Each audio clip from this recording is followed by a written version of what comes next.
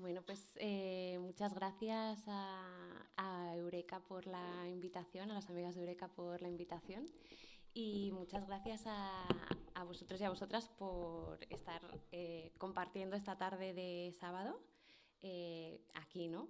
Así que estoy muy agradecida, la verdad.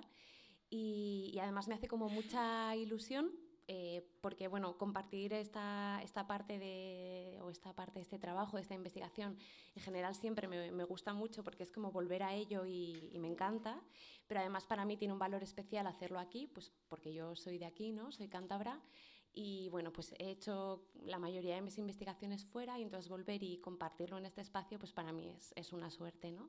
Así que feliz, o sea, feliz por doble partida. Bueno, entonces,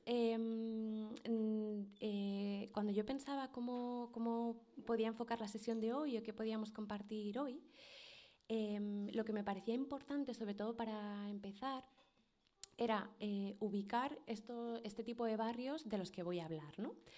Entonces, hay un urbanismo característico del boom inmobiliario, de la pasada burbuja inmobiliaria.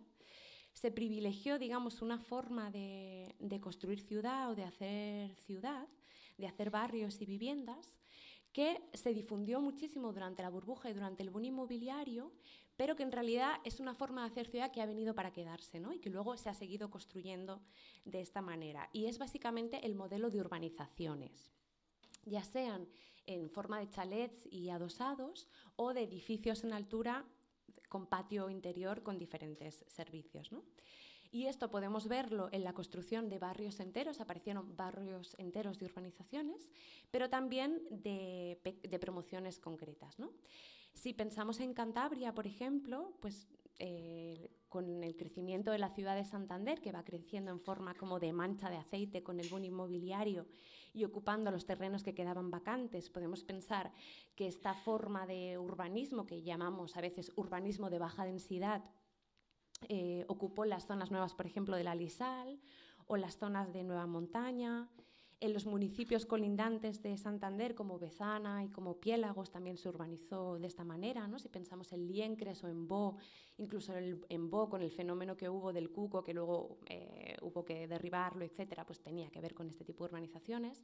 Y en otras zonas, como los crecimientos aledaños a Torrelavega, como Tanos, etcétera, pues también, ¿no? Entonces, bueno, yo me centraré en unos barrios muy concretos de Madrid y voy a contar cuestiones muy concretas de mi trabajo en uno de estos barrios porque creo que tiene interés bajar a lo cotidiano de los detalles, pero sí que quiero de alguna manera que estemos todo el rato pensando que esto no es solamente una realidad madrileña o de un barrio de Madrid, sino que seguramente si yo hubiera hecho esta etnografía o esta investigación en estas zonas de Cantabria, encontraríamos procesos diferentes pero también similares, ¿no? Entonces, estos barrios que yo investigo en Madrid, que se llaman PAU coloquialmente, pero que en realidad son las siglas de Programas de Actuación Urbanística, a mí me interesaban especialmente porque es un ejemplo paradigmático de este modelo, es decir, se lleva este modelo de urbanismo a la exageración, a la sobredimensión, y nos vamos a encontrar barrios enteros de unos 34.000 habitantes, que es más o menos la población de una ciudad como Teruel, entrando todos a la vez a vivir en un nuevo barrio de urbanizaciones, ¿no? Entonces, como digo, son un tipo de barrios o de edificaciones que están en nuestras ciudades, que se siguen construyendo y que, por tanto, podemos pensar que es un tipo de vecindario en el que habita una parte importante de nuestra sociedad, ¿no? De los nuevos barrios que hemos construido. Y hay una cuestión de este tipo de barrios a la que estaremos dando vueltas hoy que conecta con la clase social. ¿Por qué? Pues porque durante el boom inmobiliario y a partir de él, estas tipologías residenciales que antes estaban más reservadas para clases con más poder adquisitivo, a partir de la burbuja van a ser accesibles para una parte de las clases trabajadoras y, como vamos a ver hoy, se va a fomentar su compra por una parte de las clases trabajadoras, ¿no?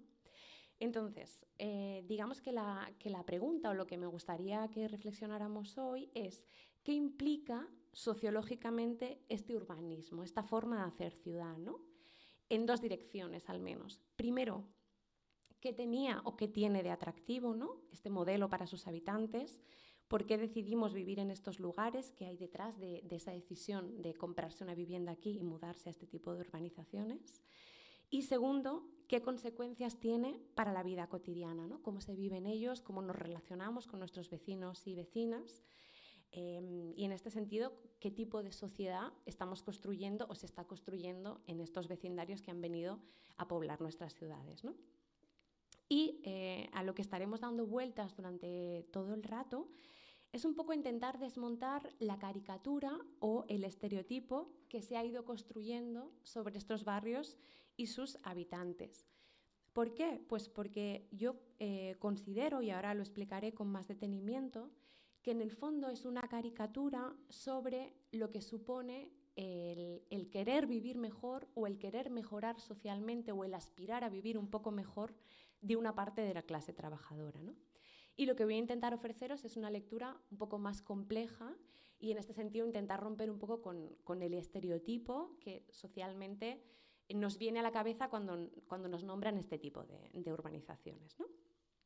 Bueno, entonces, para los que no estéis tan familiarizados con esto de los PAU, voy a hacer una breve contextualización de cómo son estos barrios, que se construyen durante la última burbuja inmobiliaria en la periferia de Madrid. Se construyen 13 grandes barrios de urbanizaciones, que son estos programas de actuación urbanística. Y tienen un urbanismo bastante característico, ¿no? Son fundamentalmente residenciales, es decir, que apenas hay, el comercio de proximidad es inexistente y la actividad comercial pues, se aglutina en grandes centros comerciales que están aledaños. Hay muy pocos servicios y equipamientos públicos y la forma, digamos, de la trama urbana de las calles sería una cuadrícula con grandes edificios que ocupan el tamaño de una manzana y en el interior hay patios, ¿no?, dentro de esos edificios, y grandes avenidas pensadas para el vehículo privado porque tienen pues, hasta 4 o 6 carriles, ¿no?, por cada dirección. Y como protagonistas, como grandes protagonistas de estos barrios, tenemos a esas grandes urbanizaciones con patios interiores donde hay multitud de servicios, ¿no?, en función un poco del nivel de cada urbanización. Pues normalmente tienen piscina, parque infantil, pista de pádel, gimnasio y dispositivos de seguridad, ¿no? Entonces, bueno, cuando yo me encontraba ya estaba haciendo trabajo de campo en estos barrios y nadie los conocía, no habían suscitado demasiado interés. De hecho, la gente desconfiaba bastante de mi trabajo porque era como una cosa así un poco excéntrica, ¿no? En plan, esta chica medio loquilla que se ha ido a vivir a un barrio de urbanizaciones y no tiene coche. Pues en 2019, de pronto, hay varios procesos electorales, ¿no?, elecciones municipales, autonómicas, y en estos barrios del norte cosecha mayorías el Partido Ciudadanos, ¿no? Entonces, se genera un gran debate público, empiezan a aparecer muchos artículos de prensa, los partidos políticos empiezan como a intentar integrar esta categoría de habitante en sus discursos, hay muchos ensayos, aparece el famoso libro de Jorge Dioni de La España de las piscinas, ¿no? Y se genera como una suerte de sentido común o de una representación o una imagen común que en realidad es siempre, si os fijáis, un poco la misma, ¿no? Estos nuevos ensanches aparecen como representantes o como arquetipos de una nueva clase media urbana o lo que se empieza a llamar clase media aspiracional. Y un poco lo que hay dentro de este estereotipo pues serían familias jóvenes de capas medias o medias bajas. El origen social nadie se atreve muy bien a definirlo, ¿no? Queda como una incógnita. Entonces, familias jóvenes que se van a vivir a estos nuevos barrios de urbanizaciones con seguridad, con colegios privados concertados, que tienen 2 coches, y que esto progresivamente conllevaría una suerte de aburguesamiento o una adopción de una ideología liberal o conservadora que se reflejaría en el voto, ¿no? Entonces, si os fijáis, aquí ya encontramos una idea del urbanismo, es decir, de la forma de la ciudad, como un molde que por sí solo determina nuestra ideología, nuestros valores y nuestro voto, ¿no? Aparece la ciudad como un molde en el que tú caes y necesariamente ya adoptas una serie de valores, ¿no? Además, no se hace ningún tipo de diferenciación ni entre barrios ni en el origen social de sus habitantes. Y lo cierto es que estos barrios son muy heterogéneos y vienen a reproducir, en la ciudad de Madrid históricamente hay una brecha socioeconómica entre un noroeste con más rentas y un suroeste empobrecido, y estos nuevos barrios vienen a reproducir esa brecha. Y de hecho, si lo pensamos en Cantabria, también pasa. Muchos de los barrios antiguos construyeron su barrio cercano de urbanizaciones durante el boom, y en muchos casos hay continuidades socioeconómicas y muchas veces familiares de los hijos de la zona antigua se van a vivir a la zona nueva, ¿no? Entonces empezamos a ver como una representación que coloca un poco a esta población entre la victimización y la culpabilización, ¿no? Sería algo así, una idea como culpables de haber sido víctimas, ¿no?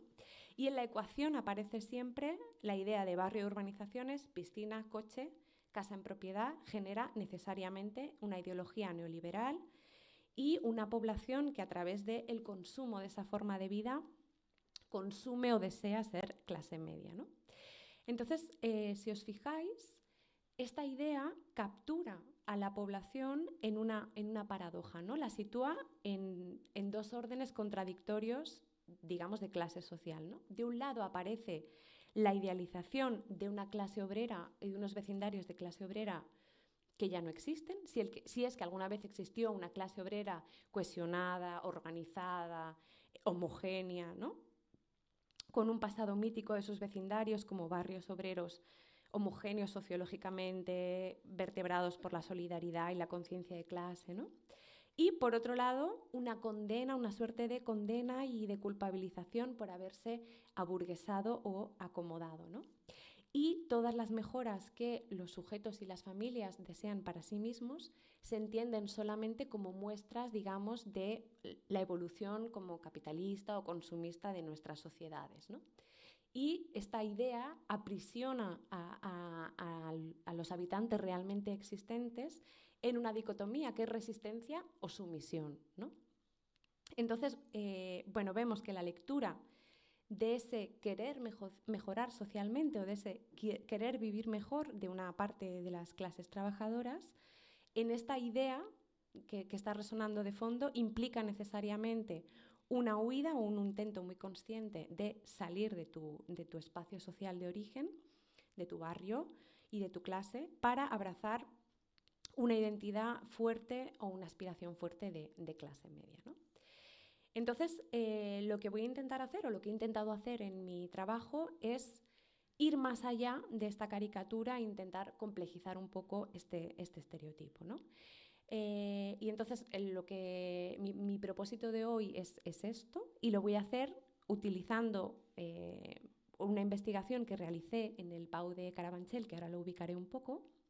Yo soy antropóloga social, entonces me mudé al PAU de Carabanchel, viví 2 años en un vecindario de estas características y estuve de alquiler en 2 urbanizaciones distintas. El PAU de Carabanchel, que es esta zona nueva del barrio de Carabanchel, se construye a finales de los 90 y principios de los 2000 al sur del distrito de Carabanchel, que es un distrito muy grande, tiene 250.000 habitantes, o sea, es muy heterogéneo, pero digamos que podemos ubicarlo como una periferia obrera o como una periferia fordista, ¿no? Entonces la zona nueva se construye pegada, como anexa al sur del distrito, conectando con los antiguos barrios obreros de Carabanchel. Entonces el PAU comienza a ser habitado en 2006 por diferentes grupos de población, pero hay un grupo de población que a mí me interesa en particular, que es la generación de jóvenes de barrio que nacen en estos barrios colindantes entre los 70 y 80 y que durante la burbuja, cuando apenas despuntan la veintena, se endeudan, sus familias fundamentalmente se endeudan y inician la compra mediante endeudamiento en un piso en una urbanización de la zona nueva, ¿no? Y se mudan a lo que en el imaginario era la zona bien del barrio. Y a este grupo social es el que yo denomino hijos e hijas de la periferia obrera. Bueno, entonces mi propuesta es, que ahora voy a ir como explicando cada parte, ¿no? Pero mi propuesta sería entender esta mudanza al barrio de urbanizaciones como parte de un conjunto de estrategias orientadas a mejorar las condiciones de vida y la posición del grupo familiar, ¿no? A tener una vida con más comodidades, a mejorar la calidad de vida, a mejorar socialmente. Hay una imagen que a mí me parece muy, muy visual. Hay una escritora feminista que se llama Brigitte Vasallo. Ella habla de la patada en el culo de una generación a la siguiente, ¿no? Si pensamos, más o menos, cada generación intenta dar una patada en el culo a la generación venidera para que vivan mejor, ¿no? Para que sus condiciones de vida sean mejores y no tengan que pasar por penurias o incomodidades que han vivido ellos y ellas, ¿no? Entonces, lo que yo investigo sería como esa patada en el culo, esas estrategias familiares para intentar vivir mejor.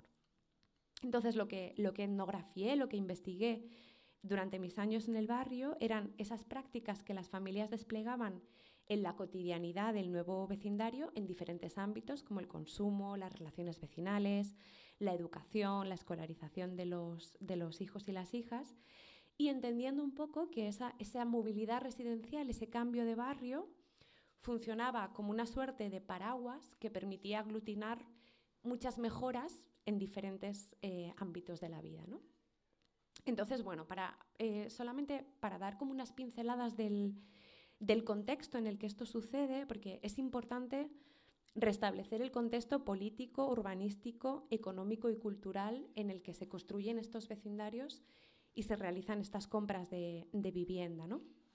Porque finalmente nuestras decisiones, nuestras acciones, pero también nuestros deseos, nuestras expectativas, nuestras añoranzas, no se construyen en el vacío, sino que están completamente mediadas por la sociedad en la que vivimos y por el tiempo en el que vivimos, ¿no?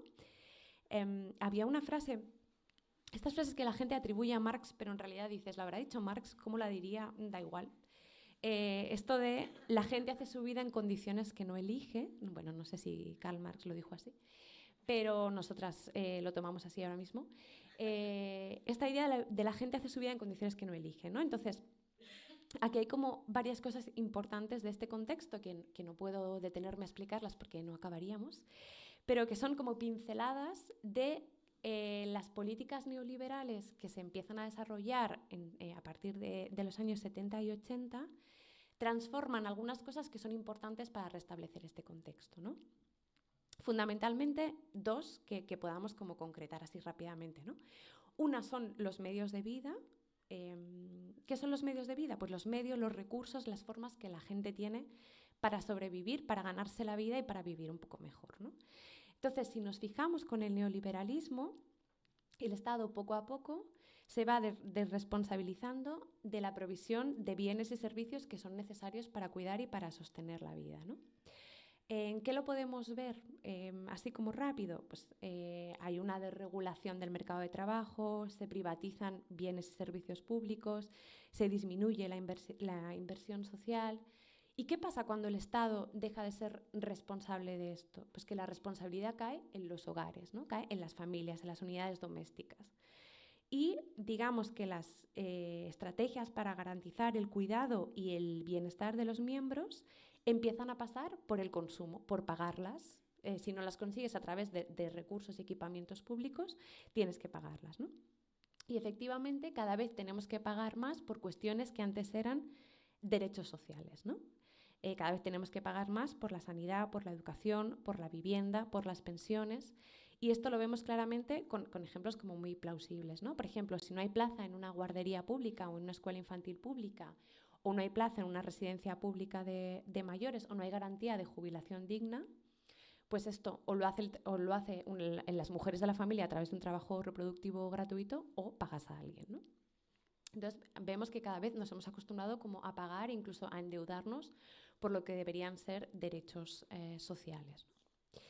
Bueno, y en este panorama es importante entender que en el Estado español la vivienda en propiedad juega un papel muy importante. Más o menos desde el desarrollismo franquista se han venido sucediendo políticas de vivienda en las que se privilegiaba la vivienda en propiedad, ¿no? Entonces, la vivienda finalmente se presenta como un recurso muy importante para las economías domésticas, especialmente para las trabajadoras, porque es casi la única garantía de supervivencia, de bienestar e incluso de mejora, ¿no? Esta idea de yo lo único que puedo dejar a mis hijos es la casa pagada, ¿no? Al menos.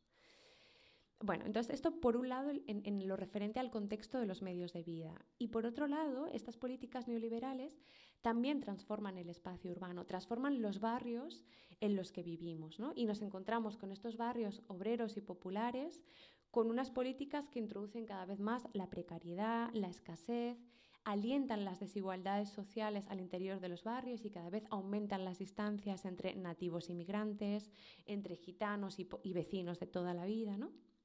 Y se ven sometidos a una falta de inversión pública, de saturación de los servicios.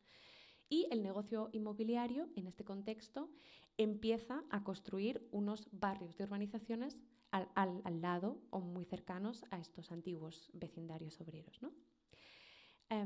Entonces, en este contexto es en el que creo que hay que ubicar estas decisiones y estas elecciones en materia de consumo, de vivienda, de educación, y donde se gestan estas estrategias familiares de las que yo voy a hablar hoy, ¿no? De estrategias familiares de reproducción social, que podemos llamarlas.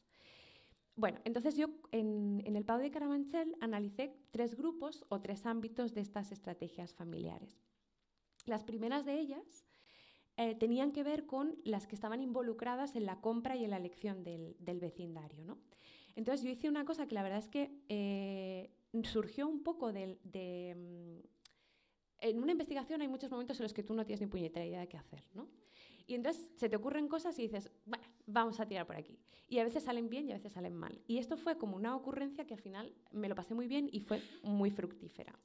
Me puse a analizar ofertas inmobiliarias de las urbanizaciones, ¿no? Cómo se habían comercializado y cómo se habían vendido esas urbanizaciones. Y empecé a analizar las ofertas de las inmobiliarias y las estrategias publicitarias, ¿no? Y entonces me di cuenta que en la publicidad de estas inmobiliarias estaban dirigidas a este grupo de clase trabajadora, ¿no? Eran exactamente los compradores potenciales de este nuevo barrio. Y sus discursos estaban completamente dirigidos a esta población específicamente.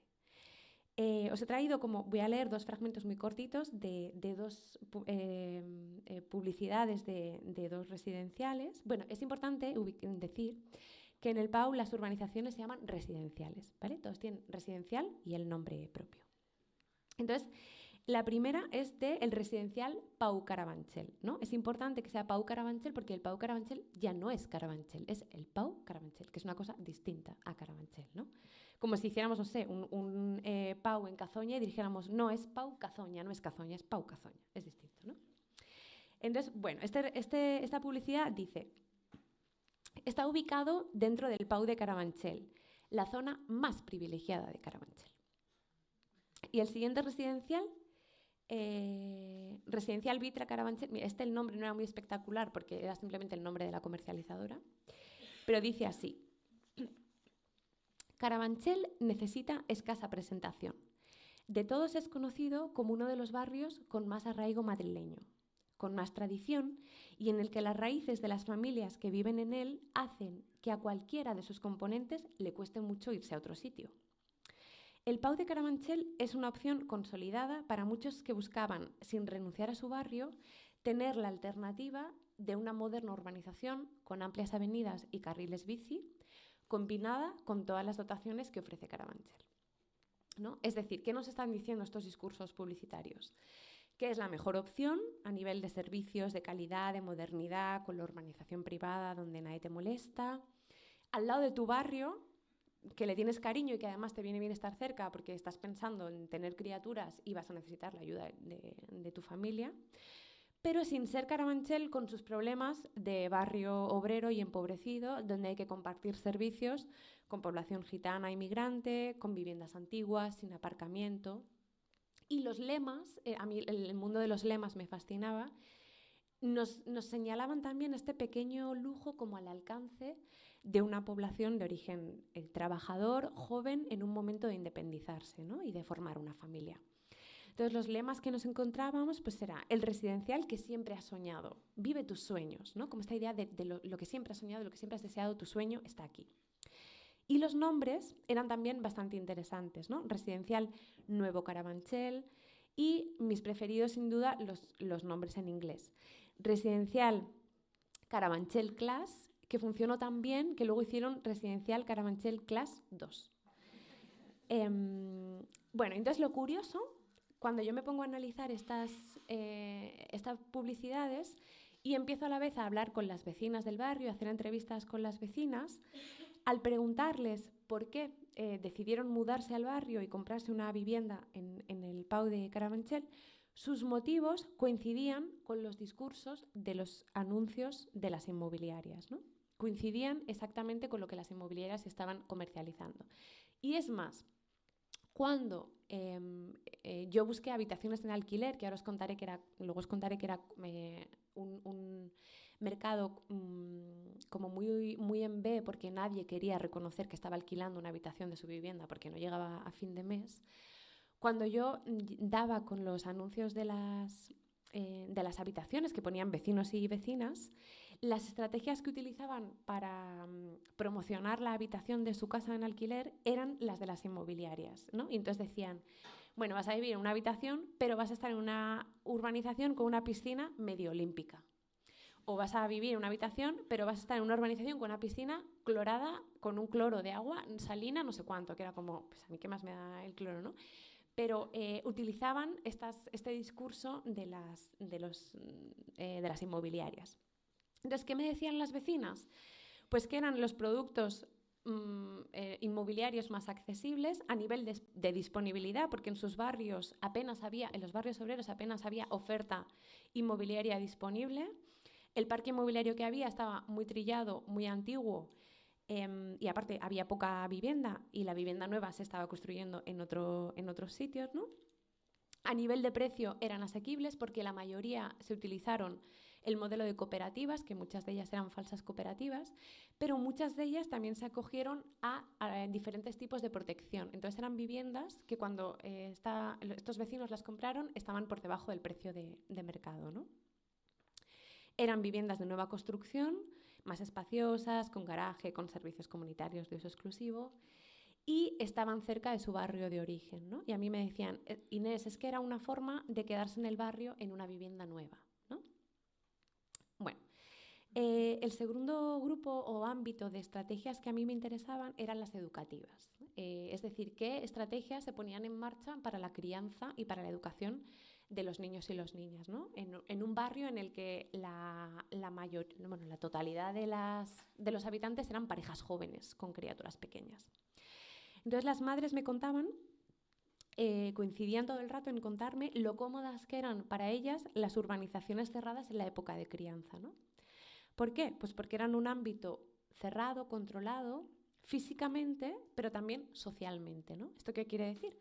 Pues que los niños y las niñas jugaban libremente por la urbanización, que es un espacio cerrado, y además ellas sabían que las personas con las que se iban a relacionar eran conocidos, ¿no? Eran vecinos y vecinas de la propia urbanización.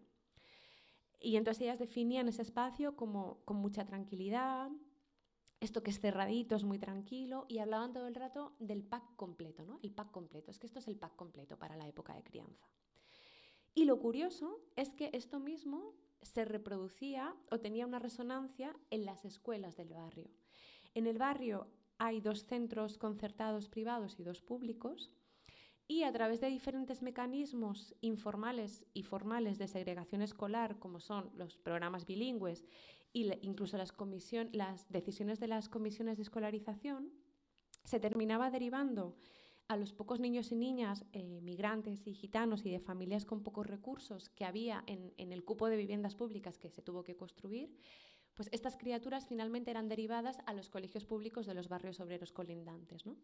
De manera que en los colegios públicos, en la educación pública, que es de todas, ¿no?, que hay en el Pau de Carabanchel, apenas había niños migrantes y población gitana, estando en un distrito de Carabanchel que tiene, me parece que es un 18% de población extranjera, ¿no? Bueno, entonces, como vemos, es un barrio en el que se produce una socialización controlada, con grupos sociales que se conocen y se reconocen como semejantes, ¿no? Y ahora esto lo voy a explicar mejor yendo al tercer ámbito que analicé, que era cómo se organizaba la vida y las relaciones vecinales al interior de estas comunidades, ¿no? En las comunidades de propietarios. Entonces había una expresión que se repetía todo el rato en boca de las vecinas y que a mí me llamaba mucho la atención, que era la vida hacia adentro. ¿Qué es esto de la vida hacia adentro? Bueno, pues efectivamente, en el barrio la socialización se daba fundamentalmente al interior de las urbanizaciones, ¿no? La vida social pasaba dentro de las urbanizaciones y el residencial se convertía en el epicentro de la socialización. Y si lo pensamos y nos preguntamos por qué, pues tiene bastante sentido, ¿no? ¿Por qué? Pues porque apenas hay tejido comercial, no hay equipamientos ni servicios públicos. Se usa el coche para todo, hasta el punto de que yo tenía una vecina que me decía: Inés, yo es que voy a comprar cigarrillos sueltos al bazar y voy en coche. La gente iba a sacar dinero al cajero en coche. Se usa el coche para todo, ¿no?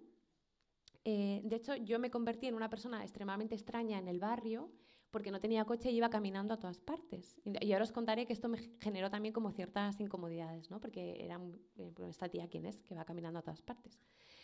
Entonces, el espacio público se construye como un espacio de paso, que no es de estancia ni de encuentro, y las distancias en el barrio son enormes. Y aparte, ¿a dónde vas a ir caminando si no hay ningún lugar de proximidad literalmente al que ir caminando? No hay ni una dotación pública, ni un comercio, ni es un lugar para encontrarte con nadie, ¿no? Entonces, ¿a dónde vas? Pues no vas a ningún sitio.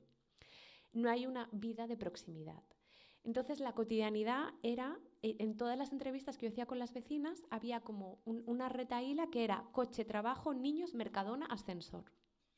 Y lo del ascensor es importante porque la gente salía de su casa, se metía en el ascensor, bajaba al garaje, se iba con el coche y luego se volvía a meter en el ascensor y subía a su casa, ¿no? De hecho, yo vivía al lado de un Mercadona y mis vecinos iban a comprar al Mercadona en coche. O sea, bajaban al garaje, salían al Mercadona y volvían, ¿no? Era tan así que yo, que sí usaba el espacio público, pues empecé a convertirme en una persona ciertamente sospechosa, ¿no? Porque claro, era como, esta tía, o sea, ¿es policía? ¿O qué le pasa? Porque en el espacio público era bonito porque solamente utilizaban el espacio público en la cotidianidad las personas mayores de los barrios colindantes que se vestían de chándal y hacían por el barrio la ruta del colesterol que implicaba el barrio, ¿no? Entonces yo, que iba vestida con mis vaqueros y mi abrigo, me di cuenta que para transitar el barrio tenía que vestirme de runner o con ropa deportiva, porque solamente era, bueno, yo no entraba en la franja de la ruta del colesterol, entonces me empecé a vestir de runner para caminar por el barrio, ¿no? Porque las vecinas me preguntaban: oye, ¿qué estás todo el día caminando? Es un poco raro, ¿te gusta mucho caminar, no? Y luego también, claro, yo pasaba mucho tiempo en la calle, entonces me acercaba también a las salidas de los colegios, observaba mucho las interacciones en las salidas de los colegios, y esto me hizo pensar, claro, yo era una, ¿no? Con mi físico, mi estatura, era extraño, pero no era peligroso, ¿no? Pero yo pensaba, un hombre adulto que hubiera transitado de esta manera el barrio, que hubiera ido intensamente a las salidas de los colegios, hubiera sido una persona sospechosa peligrosa, ¿no? Yo simplemente era una tía bastante rara. Bueno, que eso también tiene sus connotaciones de género, ¿no? Que nos las imaginamos. Pero bueno, en principio nadie llamó a la policía. Por suerte me vestí de runner rápidamente. Entonces, bueno, algunas características de esta vida hacia adentro era que se daba una gran atomización en la célula familiar, es decir, la vida familiar tenía un gran protagonismo y ocupaba una gran centralidad en las actividades cotidianas, ¿no? Sobre todo en torno a las actividades de crianza. Tanto era así que al tiempo de vivir ahí descubrí que en las urbanizaciones había una pelea entre solteros o parejas o personas solteras sin criaturas y familias, ¿no? Había un solteros, solteras versus familias. ¿Por qué? Porque la gente que no tenía criaturas consideraba que las familias tenían demasiado poder en el barrio y en la urbanización, que eran los que mandaban, que la vida y los tiempos se organizaban en torno a las familias y que ellos estaban, que nadie les hacía ni puñetero caso, ¿no? Y entonces tenían incluso grupos de WhatsApp donde hacían como presión para intentar hacer un poco de contrapeso a la vida de las familias. Es verdad que también también aprovechaban como para ligar entre ellos y ellas, y luego eso daba como lugar a disputas en las urbanizaciones, pero bueno, que había como esta tensión por la importancia central que tenía la vida familiar en el barrio. Entonces vemos que hay una expansión de lo privado, no solamente en términos físicos, ¿no?, de lo que ocupa el espacio privado en el barrio, sino también sociológicos. Es decir, la familia, el espacio privado, ocupa mucho lugar. Y a mí esto me recuerda mucho, hay una historiadora feminista que se llama Begoña Pernas, que ella habla de la sociedad de los hogares, ¿no? Como si nuestra sociedad poco a poco se hubiera convertido en una sociedad de núcleos familiares, ¿no?, de pequeños hogares. Entonces, yo me preguntaba, bueno, ¿qué dimensiones o qué consecuencias de género, en términos de género, para hombres y para mujeres tiene esto cuando hay una expansión tan importante de lo privado y lo doméstico, ¿no? Entonces, me empecé a dar cuenta que las mujeres y los niños eran los que más tiempo pasaban dentro de las urbanizaciones. ¿Por qué? Porque eran los que hacían una parte importante de su ocio y de su socialización dentro de la urbanización. Es decir, los hombres, la mayoría, hacían sus actividades de ocio y deporte fuera, se iban a gimnasios o se iban a correr. Y los niños y las niñas jugaban mucho dentro de la urbanización, y las madres pasaban mucho tiempo en la urbanización cuidando el juego de los niños y las niñas, pero haciendo su propio ocio. ¿Por qué? Pues porque dentro de las urbanizaciones, en la mayoría, había clases de pilates, de yoga y de zumba que se hacían en los gimnasios de las urbanizaciones, ¿no? Entonces, ellas hacían su actividad deportiva dentro de la urbanización. Entonces, me empecé a dar cuenta de cómo lo doméstico rebasaba los límites de la casa y finalmente todo el espacio de la urbanización se convertía en una prolongación de lo doméstico y de sus responsabilidades, ¿no?, de sus cargas. Es decir, el tiempo de cuidado de las criaturas rebasaba la casa y ocupaba la extensión de la urbanización, ¿no? Y esto suponía una carga extra de trabajo de cuidados y reproductivo para las mujeres. Y esto se veía muy bien en las clases de pilates, ¿no? ¿Qué pasaba con las clases de pilates? Pues que por un lado había como una ambigüedad, ¿no? Por un lado era un tiempo para ellas, un tiempo de deporte, de tranquilidad, de relajación, un espacio para la queja, porque fundamentalmente se pasaban una hora quejándose. De hecho, yo al principio decía, pues que estas clases no... Yo me apunté en las clases porque yo dije, bueno, esto ya tengo aquí la tesis doctoral hecha en estas clases tan estupendas de pilates. Y yo decía, no pasa nada en estas clases, no pasa nada.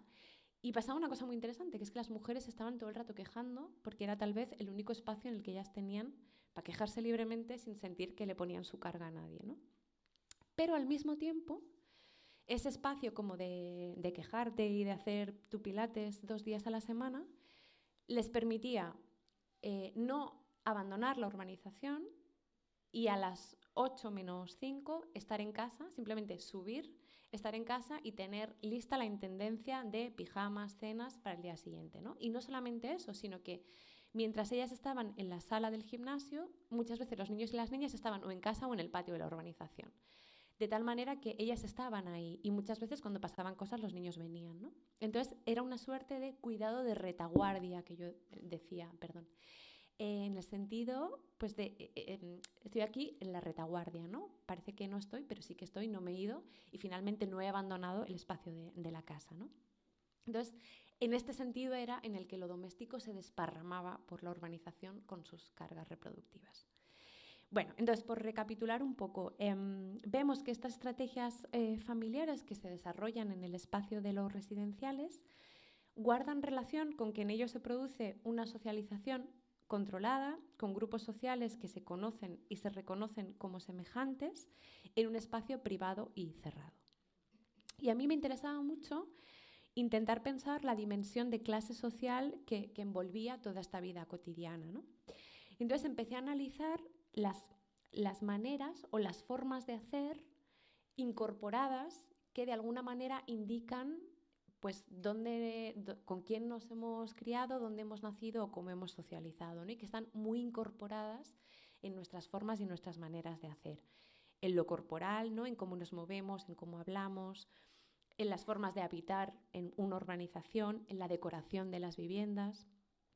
Y entonces yo empecé a ver en estas cuestiones incorporadas indicios de pues, un origen social trabajador o popular, ¿no? Por ejemplo, os pongo un ejemplo. Yo estaba en verano tomando el sol en la piscina de la urbanización, una piscina estupendísima con un guardia de seguridad privado, y de repente escuchabas que una ventana se abría y escuchabas «¡Marco, sube a comer!».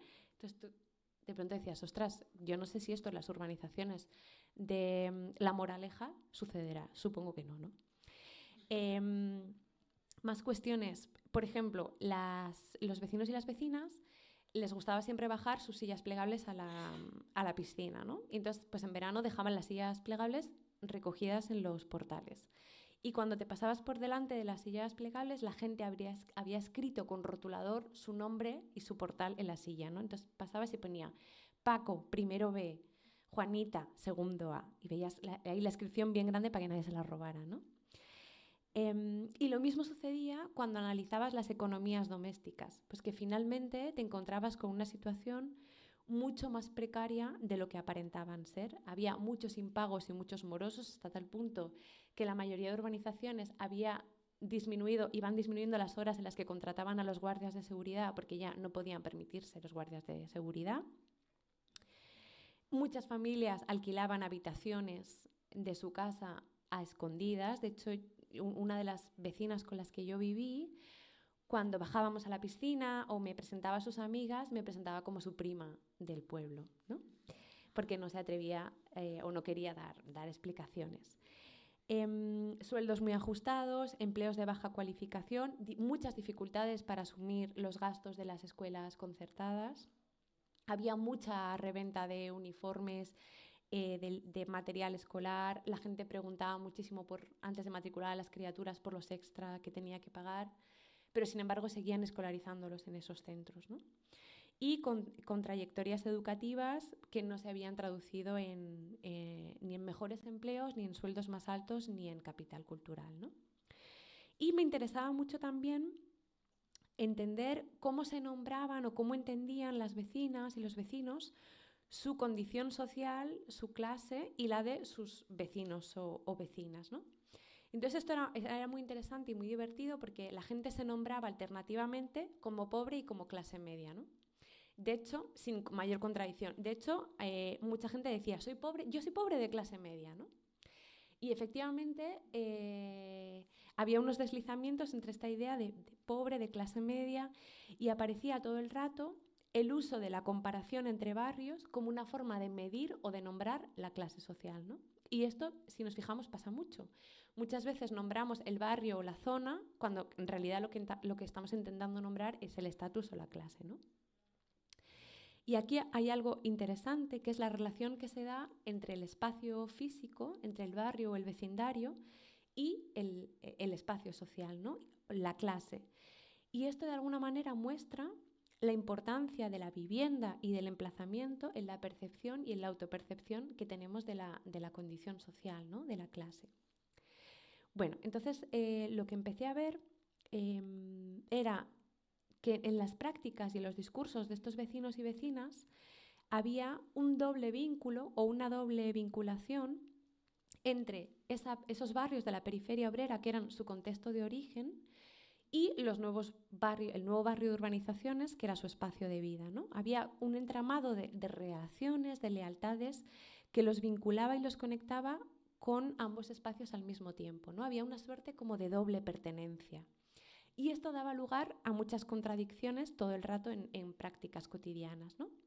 Por un lado, los barrios de la periferia obrera era el barrio del que se provenía y seguía siendo una parte muy importante de la red social porque vivían amigos y familiares, se volvían los domingos a comer, se dejaba las criaturas para que lo cuidaran los abuelos.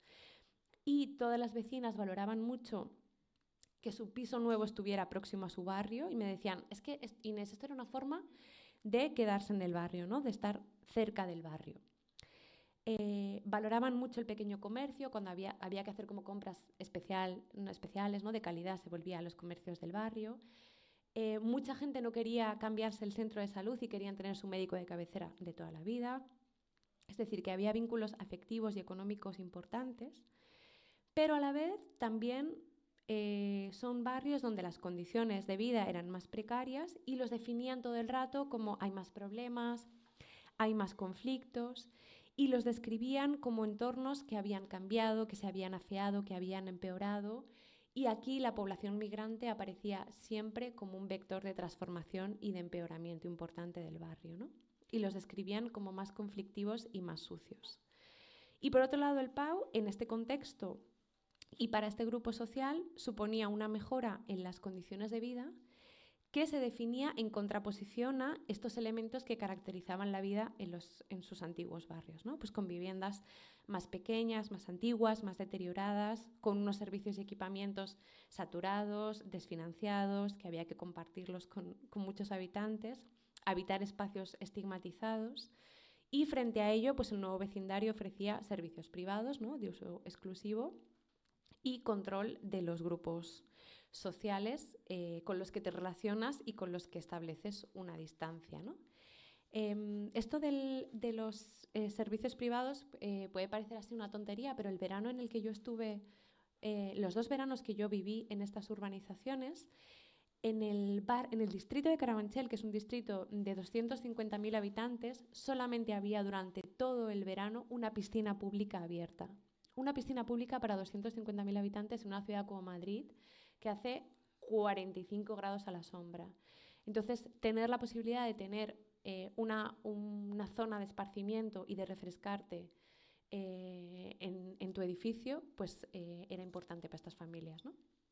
Entonces, digamos que la mudanza al nuevo barrio puede entenderse como intentos para tener más probabilidades de acceder a un conjunto de relaciones, de bienes y recursos que son materiales, pero que también son inmateriales, que están distribuidos desigualmente por el espacio urbano, ¿no?, por la ciudad. Es decir, que el barrio, que es el espacio en el que vivimos, facilita o dificulta el acceso a determinados bienes y recursos materiales e inmateriales, ¿no? Me refiero a qué centros educativos van a ir tus criaturas y con quiénes se van a relacionar, dónde vas a practicar tu ocio y con quién vas a compartir los servicios y con quién no, y qué lugar finalmente ocupa también tu barrio y tu vivienda en el imaginario de la ciudad, ¿no? Qué cara pone la gente cuando le dices en qué barrio vives. Entonces, de ahí la centralidad que tiene la cuestión residencial en el conjunto de estas estrategias familiares, ¿no? Esa idea que yo mencionaba al principio del paraguas que permite como, conseguir mejoras en diferentes ámbitos de la vida. Y con esto que digo del doble vinco y de las contradicciones, sin embargo, estas mismas vecinas al mismo tiempo se quejaban de la falta de espacios públicos en el PAU y se quejaban del aislamiento al interior de los residenciales, ¿no? Y idealizaban el pasado mítico de esos barrios obreros como barrios con más vitalidad, más armónicos, que a mí esto siempre me sorprendía mucho porque los barrios de su infancia y su adolescencia eran las periferias de la ciudad de Madrid en los años 70 y 80, donde estaba la heroína cabalgando por esos barrios con una desestructuración y un sufrimiento social muy importante, ¿no? Sin embargo, la gente idealizaba ese pasado armónico, y yo me estoy cargando el micrófono a cada 5 minutos, idealizaba el pasado de su barrio. Bueno, entonces para concluir, porque yo creo que ya me he enrollado un poco como una persiana, sí.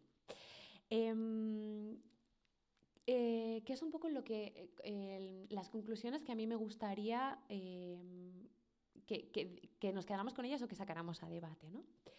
Bueno, pues que los PAU y en general estos nuevos barrios de urbanizaciones se han analizado por la prensa, también por la sociología, por los partidos políticos, con representaciones muy culpabilizadoras y muy caricaturescas, donde sus habitantes solamente aparecían representados como víctimas del aburguesamiento, como desclasados, como víctimas del consumismo, y casi que han venido un poco a sustituir ese estereotipo del obrero tonto que vota a la derecha, el obrero tonto que tiene una piscina, ¿no?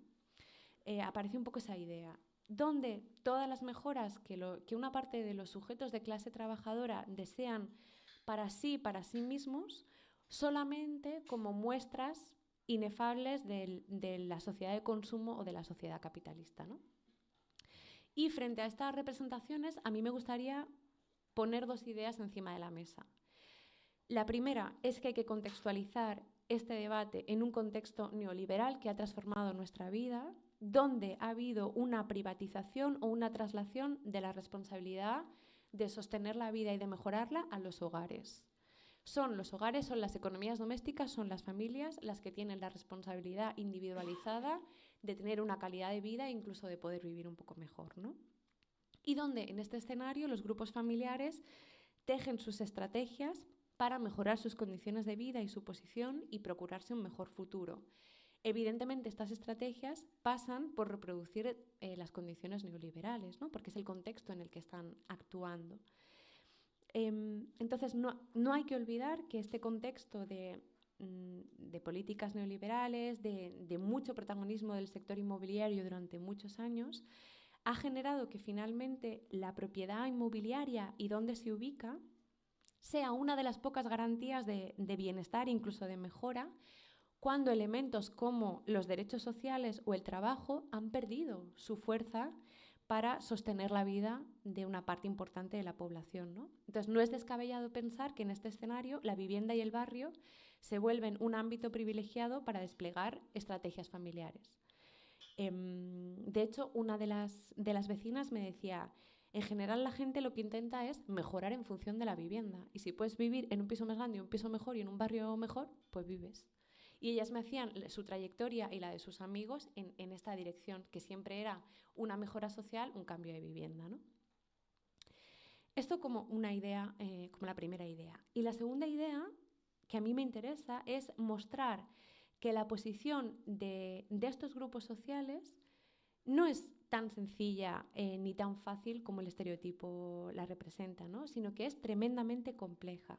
No creo ni que nos encontremos ni ante una ruptura o ante una huida de su lugar de origen, ni ante una sustitución de un espacio por otro o de una clase por otra, o una adhesión fuerte y sin fisuras a esa supuesta identidad de clase media, ¿no? Lo que yo encontré era todo lo contrario.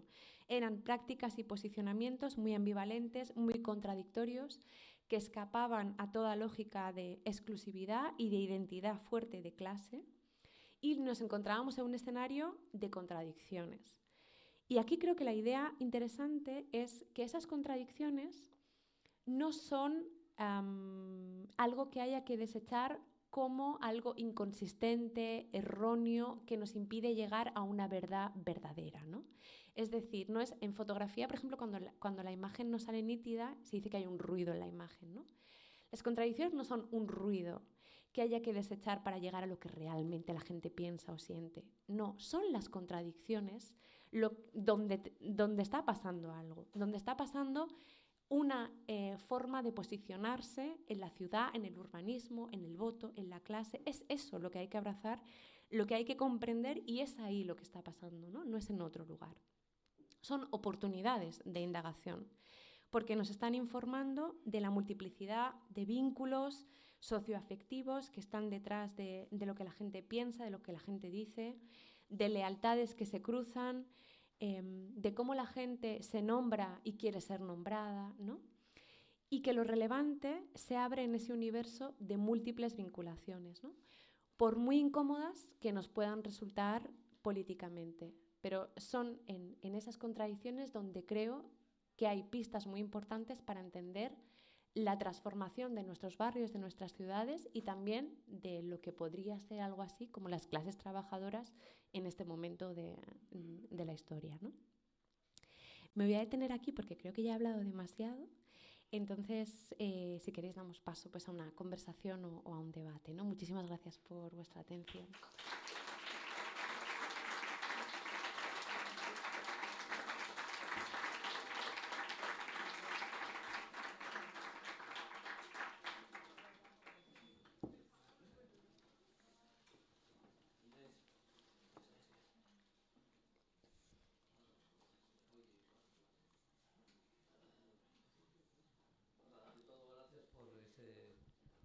Ese estudio sociológico que has hecho, esa exposición. Una pregunta, bueno, sin ser pregunta, últimamente me he encontrado que un país como Austria, sobre todo hablo de Viena, me he encontrado con una política de viviendas sociales que he quedado como, que no desubicado. Una cantidad de barrios sociales donde la gente vive a rentas mínimas en sitios que os aconsejamos, os aconsejo si algún día vais a Viena, que yo nunca había pensado en Viena porque era demasiado Habsburgo, demasiado imperial, pero de repente, gracias a unos amigos, amigas, hemos ido y hemos descubierto una serie de barrios sociales con unas construcciones impresionantes donde la gente vive con 500, 400, 600 euros en Austria. Bueno, aparte de eso, ¿qué solución darías tú al mundo político o al mundo social de lo que está pasando con la vivienda en España? ¿Hay alguna solución, alguna historia, algún camino que podamos retomar o reivindicar desde esa demostración que nos has hecho tan realidad de un barrio que has vivido? ¿Queréis que agrupemos varias preguntas? Hacemos como ronda, o sea, como queráis, ¿eh? No sé si hay alguien más que quiera intervenir o me lanzo con esta y... Venga, pues me lanzo con esta. Pues estáis un poco tímidas. Vale. Claro, este en realidad forma parte de uno de los nudos o del corazón de la cuestión. Y es que vivimos en un país en el que las políticas de vivienda nunca han sido políticas de vivienda pública. Y esto es muy dramático. Es decir, no es solamente que el porcentaje de vivienda pública que se ha construido es irrisorio y que era un porcentaje de vivienda pública que en muchos casos simplemente era el peaje que tenían que pagar. Perdón por esto. Es que soy un poco... hago coreografías todo el rato y claro, esto con el micrófono se ve. Que era el porcentaje que tenían que pagar las constructoras para poder construir la vivienda privada, ¿no? Sino que incluso muchas de las políticas de vivienda pública que se han hecho eran políticas enfocadas a la compra. Es decir, que las personas que entraban en estos programas de vivienda pública finalmente fueran propietarios y propietarias de su vivienda. Es decir, ha habido una estrategia política desde los años del desarrollismo franquista para que las clases trabajadoras de nuestro país fueran propietarias, para atenazarlos en la propiedad de la vivienda, ¿no? Y apenas hemos tenido construcciones de vivienda pública y mucho menos de vivienda pública en alquiler. De hecho, de la poca vivienda pública en alquiler que había en Madrid, estaba en estos barrios, por supuesto los del sur, en el Pau de Carabanchel, y en 2013 se vendió a los fondos buitre, a los fondos de inversión internacionales, ¿no? Entonces, bueno, yo creo que, evidentemente, o sea, yo soy antropóloga, ¿no? No tengo, ni soy política ni tengo una varita mágica, pero sí que hay cosas que sabemos y que también los movimientos de vivienda saben y llevan mucho tiempo reivindicando, ¿no? Primero diría que hay que construir diferente y que este modelo de urbanismo, los barrios que ya existen, por supuesto, creo que merece la pena luchar y reactualizar formas de movimiento vecinal para que sean barrios con servicios públicos, que sean barrios de proximidad, que sean mucho más dignos. Pero los que están por construir, creo que deberíamos dejar de construir con este modelo urbanístico, porque aparte de que es insostenible ecológicamente, es una forma de urbanismo que consume mucho suelo, que consume mucha energía, que es insostenible por el tipo de vehículo privado que se fomenta. Como vemos, genera unas ciertas dinámicas de atomización y creo que deberíamos construir otros modelos de ciudad, ¿no? Y después, usar la vivienda vacía. Hay muchísima vivienda vacía en nuestro país y todo el rato intentar pensar que resolvemos el problema de la vivienda construyendo más es mentira, ¿no? Lo que hacemos es alimentar el mercado inmobiliario y favorecer el alquiler y la vivienda pública y sobre todo la vivienda pública en régimen de alquiler, ¿no? Creo que son medidas fundamentales. Entonces, bueno, yo creo que por ahí puede ir la cosa y efectivamente los movimientos de vivienda insisten mucho en estas cuestiones, ¿no?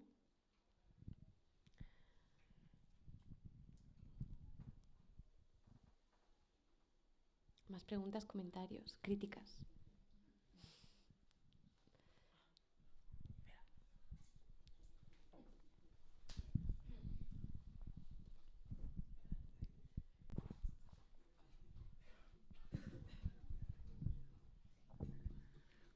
Buenas. A ver, yo un poco relacionado con esto que acabas de comentar del tema del alquiler, pues yo, o sea, como persona que además en un momento dado pues se compró un piso y tal, ¿no? Pues yo creo que responde bastante también a una situación de bastante incertidumbre.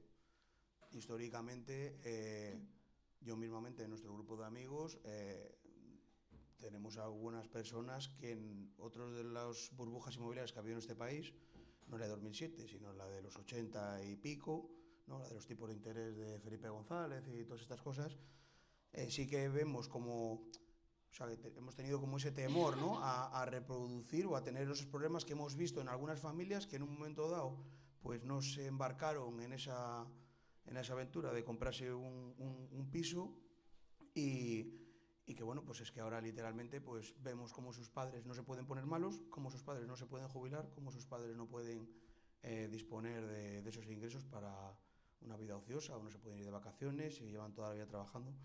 Y yo creo que eso también responde a, ¿no? A esa incertidumbre que se tiene en este país, porque siempre se tiende a comparar bastante España con los países europeos, donde existen pues, medidas como proteccionistas bastante importantes y donde tienen modelos productivos que además tampoco dependen directamente tanto de otros países como el nuestro, que está más bien relacionado pues, con la hostelería y con la farándula, y que al final, pues claro, es algo completamente volátil. Te viene un COVID y se te va todo al garete y yo qué sé, o te suben el precio de la Coca-Cola y ya no te vienen los guiris a tomar cubatas, ¿no?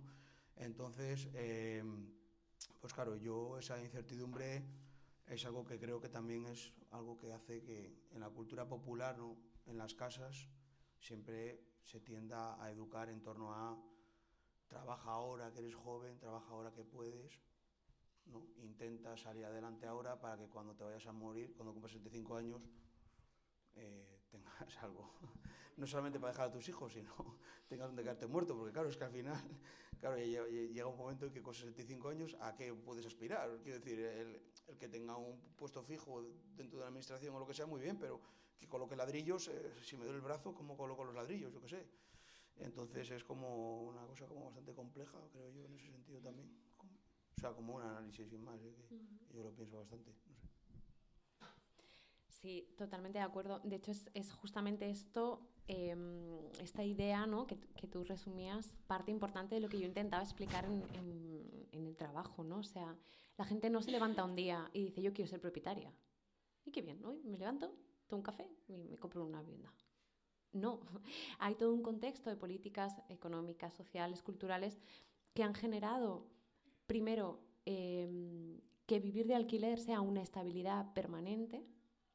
Una estabilidad no solamente, sí, una estabilidad en todos los sentidos, de no sé si el año que viene puedo seguir viviendo en esta vivienda, no sé si me van a subir el precio del alquiler, no puedo proyectar planes ya no de futuro, sino de en el corto, en el medio plazo en esta vivienda, porque hay una volatilidad de los precios, una rotatividad increíble y porque no hay derecho, en este país no tenemos la idea de que los inquilinos y las inquilinas tienen derechos por vivir en una vivienda que hay que respetar, ¿no? Que es su casa, es su hogar. Hemos asumido, por ejemplo, que, bueno, las personas que vivimos de alquiler muchas veces vivimos en los trasteros de nuestros caseros que tienen todos los muebles antiguos que nos colocan. Eso para empezar, que es como, ¿pero por qué tengo que cuidar tus muebles viejos? Bueno, esto es como el chascarrillo de lo que supone como la inestabilidad fundamental de vivir de alquiler, ¿no?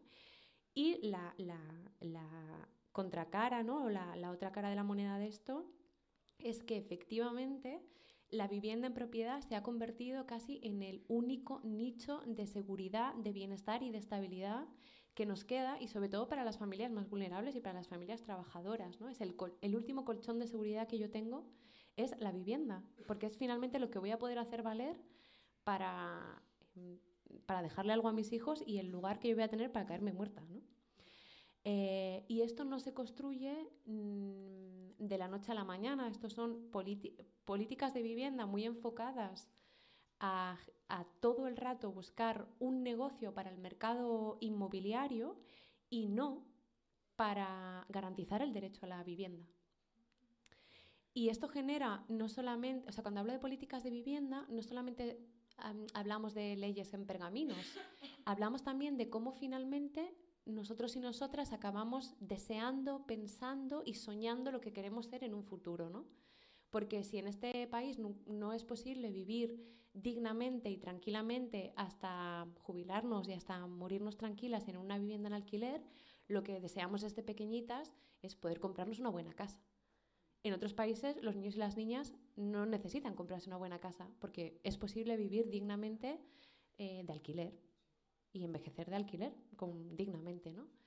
Entonces, es muy importante esta dimensión de la vivienda y es increíble cómo el mercado inmobiliario ha articulado toda esta cuestión, ¿no?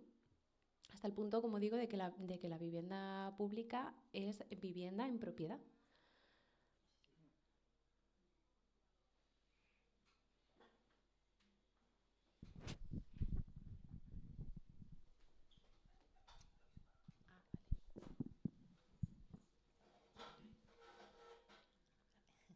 Bueno, muchísimas gracias. A mí me ha parecido también muy interesante y muy sugerente. Y tengo dos preguntas que creo que son sencillas. La primera es si dentro de ese estilo de vida que privatiza todo lo cotidiano y la vida social con el barrio y con lo que tienes más alrededor, si has observado prácticas subversivas en las que como decías antes, al no perder la vinculación con tu barrio de origen, si tu barrio de origen va a tu nuevo semibarrio, ¿no? Es decir, si tu abuela, tu madre y tus primos vienen a tu piscina, si esa práctica se da. Y la segunda pregunta, ¿no? Que para mí serían como prácticas subversivas dentro de esa manera que se nos plantea con esta nueva urbanización, ¿no? de estar aislado de todo lo demás. Y la segunda pregunta, bueno, que viene un poco al hilo de las intervenciones tan interesantes de buscar como salidas a la situación que tenemos en España de la vivienda, sería si tú conoces alguna zona de España o alguna buena práctica de la que se pueda aprender, porque creo que el problema tiene unas raíces muy profundas, viene de atrás, ¿no? Como otras muchas cosas que vivimos ahora, bueno, pues de la dictadura que hemos vivido en el país. Pero supongo que dentro de todo eso y tras la mirada homogénea, tú que tienes conocimiento, seguramente habrá pues alguna práctica o algún ejemplo de algún barrio, alguna zona que haya logrado un poco también modificar esta situación. Gracias.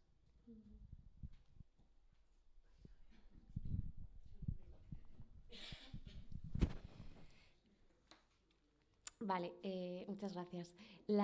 Sí, la primera pregunta, claro, esto es fundamental y esto me pasa mucho porque cuando cuento esto nunca me detengo en muchas cosas que pasan en la cotidianidad y que no siguen como las lógicas dominantes porque la vida en su complejidad y la resistencia siempre se infiltran en lo cotidiano, ¿no?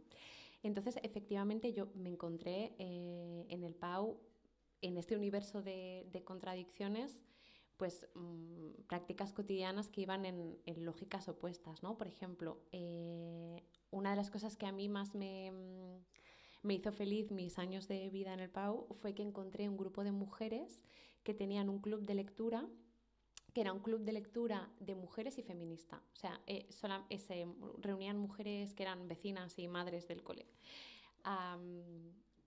a leer y leían libros solamente escritos por mujeres, ¿no? Entonces era muy divertido porque ellas en su urbanización montaron el club de lectura y entonces pusieron carteles por la urbanización, ¿no?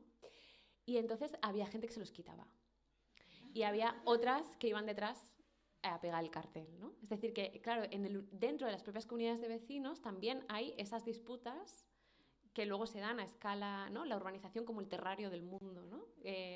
Las escaleras de vecinos y vecinas como un terrario del mundo, pues esas disputas se reproducen a escala de la urbanización. Y efectivamente había gente que buscaba otras prácticas y que incluso era crítica con este modelo de urbanizaciones, pero me decían, Inés, es que yo cuando me compré una vivienda no había otra opción, ¿no? Sí, y efectivamente estas disputas se daban.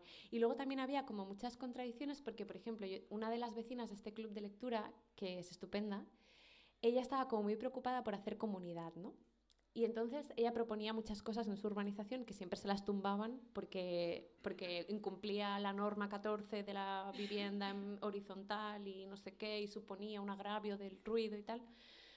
Pero es también, me gusta este ejemplo porque ella estaba muy enfocada en hacer comunidad, pero entendía la comunidad como su edificio de vecinos, ¿no? Y ella me decía, es que yo quiero hacer cosas para lo colectivo. Y yo le decía, Belén, ¿pero qué estás entendiendo por colectivo? O sea, que está bien, ¿no? Porque está bien generar comunidad de vecinos, pero que a veces en las propias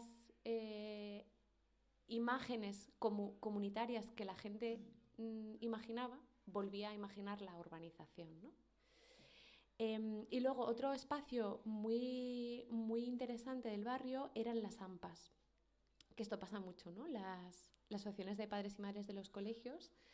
Bueno, hay muchas cosas en muchas direcciones, pero sí que intentaban hacer muchas veces trabajo como de, bueno, de barrio y de reivindicar cosas. Y de hecho, cuando el barrio... es que hay una historia como muy apasionante en este barrio, porque cuando el barrio comenzó a ser habitado, como coincidió con cuando la burbuja empezaba a desinflarse y había mucho escapismo inmobiliario, muchas de las urbanizaciones no se entregaban. Entonces la gente había desembolsado grandes cantidades de dinero y no podía acceder a sus viviendas, pero esto se alargó durante 10 años. Muchas personas estaban pagando todavía su vivienda en alquiler y pagando una hipoteca de una vivienda en la que no habían entrado, ¿no? Entonces montaron una acampada en el barrio, hicieron una manifestación y montaron una acampada. Estos mismos vecinos y vecinas, ¿no? Para presionar, para que les entregaran sus viviendas. Y cuando empezaron a habitar el barrio, se encontraron con que un barrio en el que la pirámide de población es extrema, o sea, no parece una pirámide de población de Europa, la mayoría son niños y niñas pequeños, o sea, hay mucha población infantil. Bueno, pues la administración se negaba a poner escuelas públicas. Y entonces los vecinos y vecinas se organizaron para conseguir escuelas públicas, ¿no? Entonces, sí hay momentos y grupos que construyen prácticas más o menos organizadas políticamente, muchas veces no, pero que construyen otros espacios de encuentro en el barrio. Y luego, sobre las alternativas de vivienda, pues mira, este es un tema que a mí me interesa muchísimo y que me gustaría pensar en común, porque yo siento lo siguiente, ¿no? A ver si también vosotras lo sentís así. Siento que todas las alternativas, como la experimentación en vivienda que tenemos, siempre pasa, o casi siempre pasa, por modelos de cooperativa que son muy poco accesibles para una parte muy importante de la población. Es decir, que consiguen hacerse alternativas a viviendas tradicionales y viviendas más cooperativas, más comunitarias, más feministas, en unos modelos que no llegan a las mayorías sociales y sobre todo a la gente que más lo necesita, ¿no? Y a mí esto me preocupa, no porque eso reste valor a estos experimentos que considero que son muy útiles y muy valiosos, sino porque creo que necesitamos buscar que esas alternativas sean accesibles para todas y sobre todo para las que más lo necesitan, que son las que igual trabajan de noche o llegan de día y durante el día tienen que estar durmiendo o tienen muchísimas criaturas o no saben castellano. Entonces, sí que hay algunas experimentos, por ejemplo en el Pau había, es que esto es bastante contradictorio, ¿no? Porque en el Pau había en estos edificios de vivienda social en alquiler, algunos de estos edificios estaban diseñados por despachos de arquitectos y arquitectas con perspectiva de género.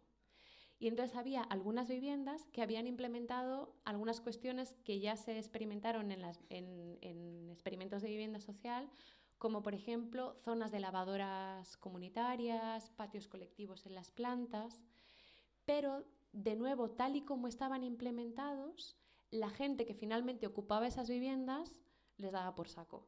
Era como, mira, es que yo, esta cosa que me ha puesto aquí el arquitecto, que es muy bonito, a mí no me vale para nada, no me apaña, viene la vecina, me pone la lavadora a las 3 de la mañana, que está aquí en esto, que está al lado de mi casa. O sea, tal y como estaba diseñado, no estaba funcionando, ¿no? Porque creo que esas cosas también implican, o sea, tienen que estar muy en las necesidades de las comunidades realmente que las habitan, ¿no? Entonces creo que necesitamos pensar con urgencia estas alternativas de vivienda como más feministas, más comunes, desde soluciones como públicas y accesibles para todos y para todas, ¿no? Y creo que aquí nos tenemos que ir como muy atrás en el tiempo, al periodo de entreguerras en Europa, en el que se hace mucha vivienda pública y una vivienda pública con experimentación como feminista y comunitaria. Y pensar cómo podríamos trasladar esto aquí, haciendo también partícipes a los vecinos y vecinas que van a vivir, porque sí que creo que hay una parte importante de entender quiénes son finalmente las personas que vamos a vivir juntas para poder organizarnos, ¿no?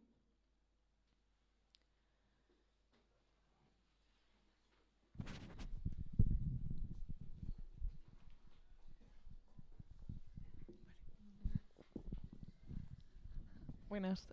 Bueno, lo primero, muchas gracias.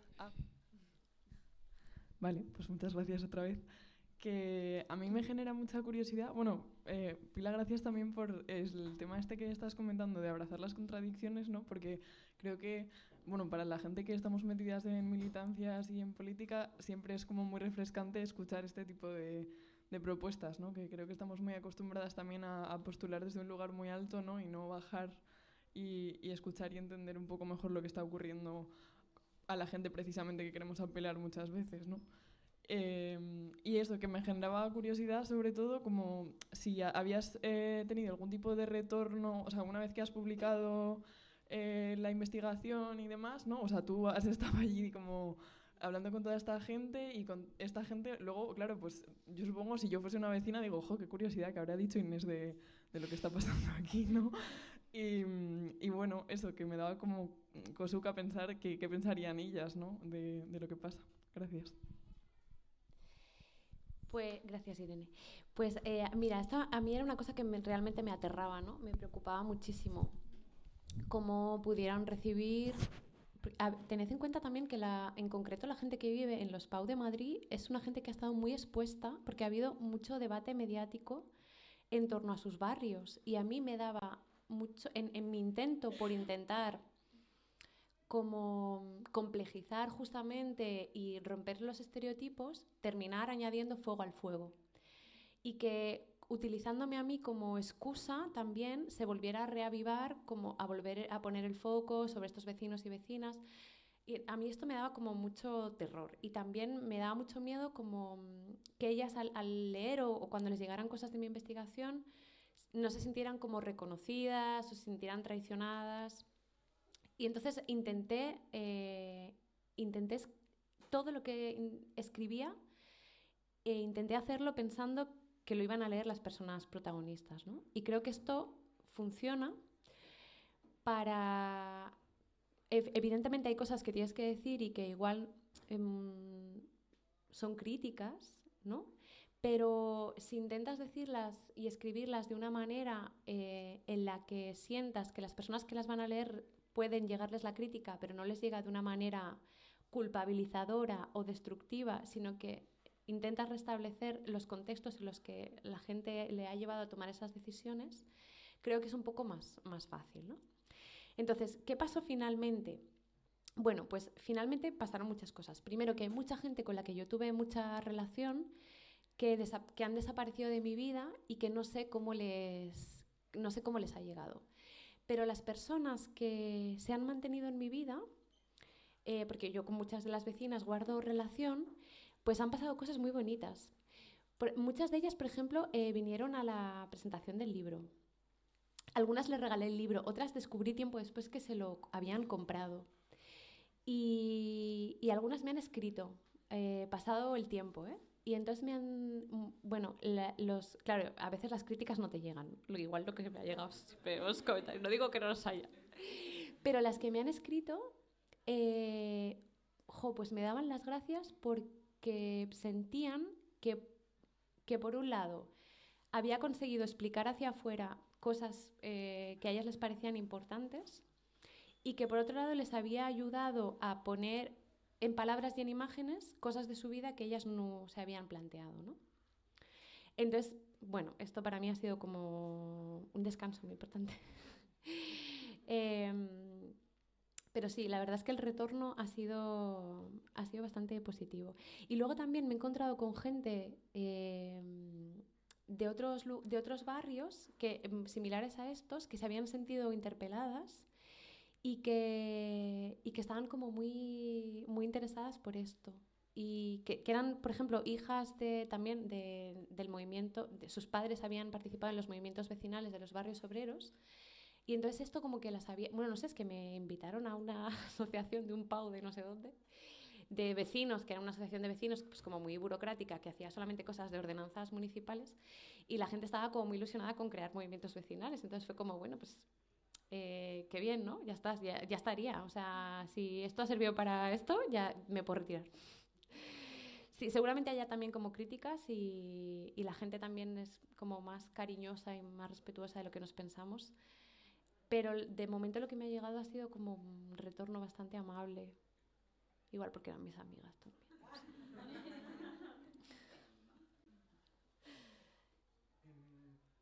¿Sabes si se ha percibido un cambio en las formas de vida en estas urbanizaciones conforme pasa el tiempo? Porque, has comentado en algún momento que, por ejemplo, los guardas de seguridad, quizá 10 años después de entregar las urbanizaciones, ya no están las horas que estaban al principio.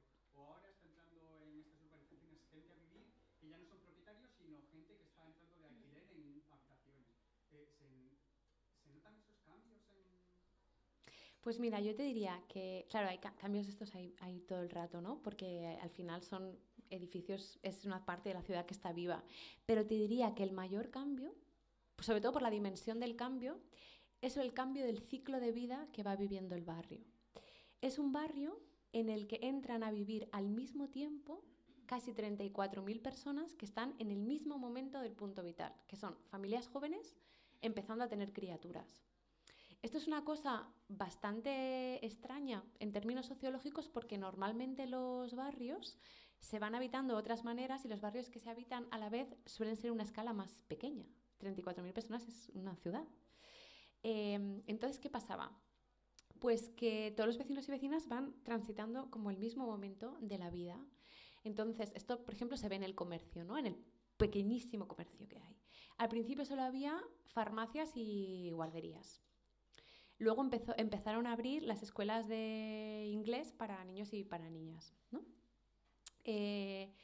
Ahora empieza a haber los primeros adolescentes por el barrio que empiezan a ocupar el espacio público porque se van a fumarse los petillas a los descampados y a la salida del metro, ¿no? Porque no se los van a fumar en su urbanización. Los adultos también van cambiando. Entonces, creo que tal vez uno de los grandes cambios que están sucediendo en el barrio tienen que ver con cómo empiezan a aparecer nuevas necesidades y nuevos usos al compás de cómo la gente, pues vamos creciendo, ¿no? Aparecen los primeros jóvenes que usan el barrio de otra manera, tienen otras necesidades y los que eran papás y mamás jóvenes se van haciendo más mayores, ¿no? Y entonces habrá un momento en el que tal vez ya no puedan conducir, su vida ya no será 100% laboral, tendrán que pasar más tiempo en el barrio, necesitarán una infraestructura importante de una sanidad de proximidad, y esos chavales y chavalas querrán salir, pues no sé, a tomarse algo, ¿no? Entonces, es interesante ver cómo las mutaciones del barrio y hacia qué lugar previsiblemente irán, ¿no? Y en esto, de nuevo, nos encontramos con una disputa muy importante, y es si estos barrios no se van dotando en ese crecer de la población de servicios y equipamientos públicos, de nuevo eso se va a tener que suplir pagándolo individualmente, ¿no? Y volveremos a ver procesos de redesigualdades renovadas o reavivadas o redobladas en esa diferencia socioeconómica entre que se cubra por servicios públicos y equipamientos públicos o de nuevo pagando económicamente, ¿no? Entonces yo diría que este es un gran cambio. Y esto al interior de las urbanizaciones se ve, claro, al principio todos eran familias, luego se separan, se lían entre ellos, ya no se hablan. O sea, en el gossip hay todo un gossip de esto también. Ya está. Cuando yo llegué ya se habían separado, liado entre ellos y enfadado. Ya no se hablaban.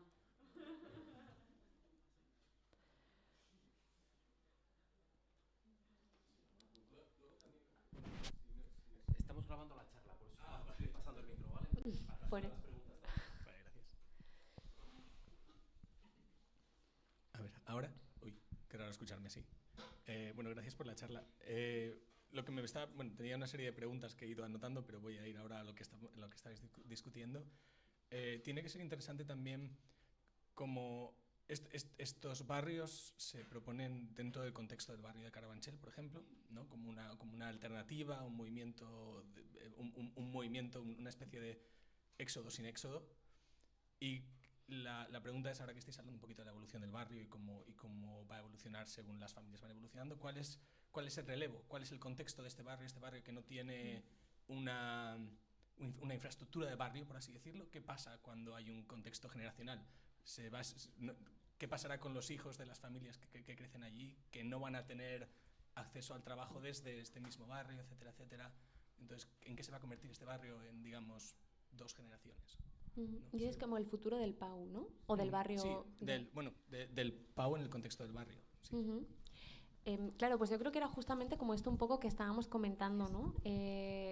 ¿Cuál es el futuro de estos barrios? Y en el futuro de estos barrios, como tiene además una pirámide de población tan extrema en la que solamente hay 2 generaciones, claro, esto también es muy interesante porque yo no solamente era una persona muy extraña porque caminaba todo el rato por el barrio y hacía muchas preguntas, es que mi edad no existía en el barrio. En ese barrio solamente había o papás o mamás o niños y niñas.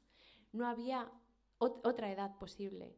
Y yo no era ni un papá ni una mamá, ni siquiera vivía de propiedad con un marido, o con quien fuera, ¿no? Ni siquiera era propietaria. O sea, era muy joven para ser propietaria y muy mayor para ser una niña, ¿no? Entonces, nos encontramos con un barrio que hasta el momento era muy homogéneo como socialmente, ¿no? Entonces, claro, es un poco pues, lo que venía comentando, ¿no? ¿Qué va a pasar con esos padres y madres cuando se vayan haciendo más mayores y el uso que tienen del espacio del barrio y sus necesidades son otras? Y no pueden, o sea, una vez que me dolía una muela, tuve 1 hora de autobús para ir al centro de salud más cercano. No puede existir un barrio en el que tienes que estar 1 hora en un transporte público que es lo más próximo a tu atención sanitaria de proximidad, ¿no? Entonces esto va a ser un problemón. Y por otro lado, una generación de chicos y chicas adolescentes que se irán haciendo jóvenes y que necesitan otros usos y otras necesidades o sea, yo, por ejemplo, uno de mis grandes dramas cotidianos era no podía imprimir. O sea, no había copisterías. Esto en la etapa pues de sacarte, de ir a la uni o sacarte el FP o lo que como necesitas imprimir, no era posible imprimir. O sea, entonces estas cosas, las necesidades y los usos del espacio cotidiano que habitamos irán cambiando, ¿no? Y aquí está, para mí, aquí está como la disputa que se viene, ¿no? El PAU que se viene. Se puede venir un espacio de nuevo en el que estos problemas se resuelvan individualmente y a través de, pues si tienes un coche guay porque puedes ir a imprimir o puedes ir al centro de salud, o si tienes un seguro privado, pues bien, y si no, pues te mueres del asco, ¿no? Entonces, creo que sí que es importante como plantearse en la evolución de estos barrios de nuevo el reto de que sea que lo público y lo colectivo esté, porque si no, la desigualdad solamente puede aumentar. Entiendo el punto y la pregunta iba un poco incluso más allá, con la idea de cuando se crea este barrio es atractivo para unas personas del contexto en un punto muy homogéneo, ¿no? Uh-huh. 46.000 personas se ponen ahí. ¿Qué pasa dentro de... No ya dentro de esta misma generación, que va a haber unas tensiones, va a haber unos problemas creados por el propio contexto del barrio, sino más allá. Ya no va a ser, porque en el momento en el que las generaciones vayan creciendo, el barrio no va a ser atractivo para el mismo tipo de personas, para el uh-huh. Vale, perdona, no te había entendido. Claro, esto no sé lo que va a pasar. Yo antropología ficción, no lo sé. Pero sí que ha habido, por ejemplo, movimientos inmobiliarios interesantes. Por ejemplo, estos barrios, para muchas de las familias, han servido como un punto de llegada en una trayectoria. O sea, muchas familias compraron la vivienda cuando era vivienda de precio limitado, y a los 10 años o 15 años, no recuerdo cuánto era el tiempo en el que se liberan ya al mercado, vendieron esa vivienda por un precio muy superior y se fueron a otros barrios de la periferia de urbanizaciones con mayor estatus. Es decir, fue un lugar de paso. Para muchas familias fue un lugar de paso. Otras no, otras se han quedado, ¿no? Es interesante también como ver esto del parque inmobiliario, la evolución del parque inmobiliario. ¿Qué va a pasar con esas viviendas cuando sus pobladores, o sea, ya la primera generación ya no esté, ¿no? ¿Qué pasará? ¿O dónde irán a vivir esos chicos y esas chicas? No lo sé. Todo parece indicar que o sea, el centro de la ciudad es cada vez más caro y más inaccesible, y nos vamos hacia modelos de ultraperiferia.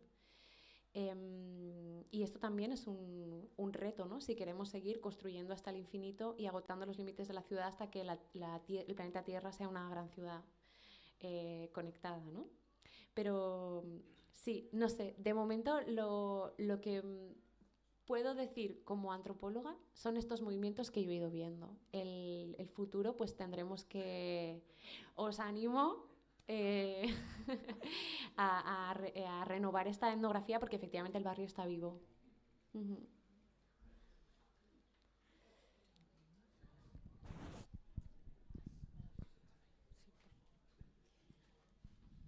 Vale, pues bueno, agradecerte inmensamente la visita y la charla. Y bueno, que esto que estamos hablando del avance social, ¿no? De cómo se mide la gente el estatus y cómo va avanzando en medida de las viviendas que tiene, o sea, esto de que acabas de hablar de esta especulación de tener un piso de protección oficial, venderlo para especular con él y poder subir de nivel, irte a uno mejor en el que probablemente repitan esa situación, ¿no? En el que se vean a lo mejor ahogados porque van a tener más gastos y demás, bueno, que esta situación se va repitiendo, pero sobre todo, claro, que al no haber vivienda en alquiler pública, también el alquiler está en manos privadas, ¿no? Y en manos de gente que está especulando con un bien o sea, con un bien fundamental, con un bien con el que no se debería de especular, que es la vivienda, ¿no? Bueno, de ahí toda esta problemática y... O sea, vamos, esto era simplemente decir que gran parte la tenemos también, no solamente es algo público, político, sino creo que también la forma en la que la gente ve una forma de avanzar y de ascender socialmente. Y bueno, que quería decir que además de esta charla maravillosa que hemos tenido hoy, vamos a continuar este mes con esta temática de la problemática de la vivienda.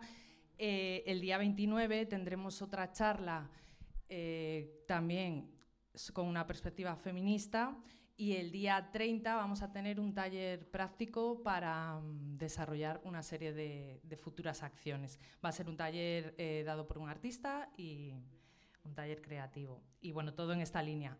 Aparte tenemos más actividades, pero bueno, quería puntualizar en estas dos, ya que veo que ha habido mucho interés y que habéis venido muchas y muchos. Pues nada, seguir invitándonos. Y bueno, no sé si queréis hablar, hacer alguna otra pregunta o... Igual nos tomamos algo y ya. También, eso también. Bueno, no sé.